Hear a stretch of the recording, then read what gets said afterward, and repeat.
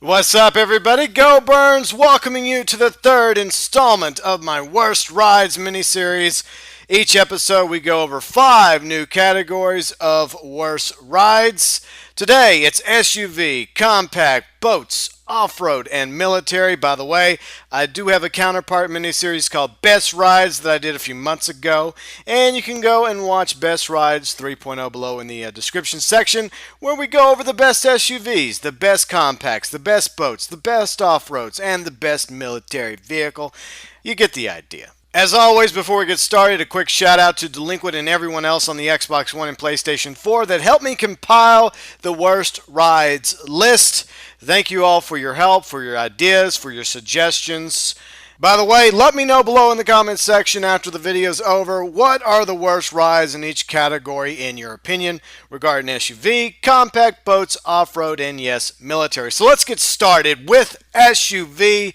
The worst ride in this category goes to the FQ2. Yes, that's the actual name of this SUV. I wasn't saying anything derogatory to you, so put the tomato down, sir. Put it down.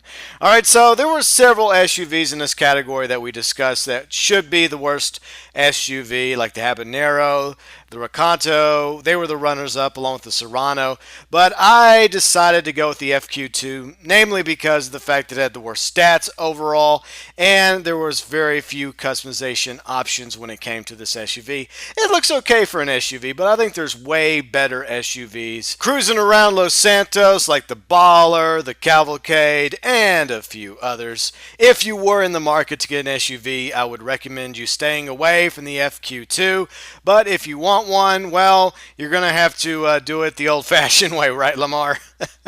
Right. The reason, of course, is because it's not listed on the Southern San Andreas website. I know, I checked several times. So that is the worst SUV, the FQ2. Moving on to compacts now, gas sippers. We have the Karen Dilettante. That's right, this little ride I found up in Paleto Bay. And yeah, I mean, it's an okay little car, but of the compacts, it is the worst. Now, the compacts aren't anything exciting. They're not like supercars or sports cars or even muscle cars. There's really not much excitement to be found in the compacts unless you count the Weenie or the Panto. A lot of people seem to like the Panto for some reason. But the Dilettante had the worst stats overall, but it is listed for $25,000 on Southern San Andreas if you want to buy it. However, I'd recommend just stealing it and throwing it in your garage if you're in the mood for getting the worst compact in the game. The Karen Dilettante is for you. It's just so tiny. All right. So let's move on to boats now. So there are several boats that you can, buy at Dock Tees. Some of them are really good boats, like the new dinghy that came with the Heist update, or even the Speeder. Kind of expensive, but it's a really, really good boat. That came with the Beach Bum update. It used to be free, but hey, nothing lasts forever. But I had to pick a boat. In my opinion, that was the worst. And this seemed to be kind of unanimous when we discussed it. And I really do like the look of the Marquee. It's a sailboat. It looks cool. It's fun to sail around in if you're in the mood. But it has to be the worst of the boats because A, stat-wise, it's horrible. It's obviously slow because, yes, it's a sailboat. And it's not very freaking maneuverable. But the price tag is what I find to be ridiculous. I realize it's a sailboat, but like nearly $414,000 at Dock Tees when this thing spawns and you can just go grab it whenever you want. Yeah, no thanks, Rockstar. If I'm in the mood for a little sailboating with my friends and my crewmates, I'll just go steal a Marquee. I'm not going to buy one. And I'd recommend you don't either because, hey, $414,000 is a lot of money in Grand Theft Auto Online. Next, we're moving into off-roads. That's right, we're hitting the beaches up here north of Fort St. Kudu. And no, the off-road worst choice is not the Meriwether Mesa. I love my Mesa. This thing is so badass. Here's the worst off-road vehicle, the Kalahari. Yes, it came with the Beach Bum update. Actually, there's 2 versions of the Kalahari. Both, of course, are listed for $51,000 at Southern San Andreas. You have the regular Beach Bum version. Then you have this topless variant, which does spawn up here. in the evening times, which you can drive around. You can't keep it. You can't sell it either. But if you just want to go play around with the topless Kalahari and see how well she handles the beaches and, of course, mountains and hills, be my guest. It's much better than shelling out $51,000. Of course, that's really not a lot of money in the game, but there are way better off-road vehicles driving around the map than the Kalahari. Like, for example, I would recommend the Sand Kings. They're way better. The Rebel, of course, my Merriweather Mesa. We'll talk more about that in a second, and a few other off-road rides as well. Plus, there's some awesome off-road vehicles that are on various websites that you can purchase. So I think the Kalahari, doesn't matter which version it is worthy of the crown worst off-road ride. By the way, once again, let me know below in the comment section your opinions.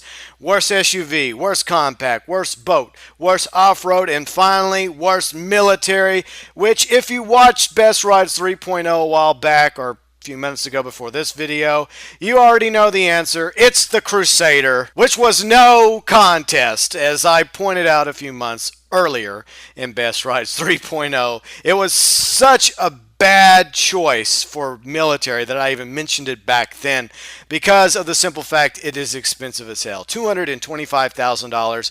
And you look at the Crusader, which is obviously a military version of the regular Mesa.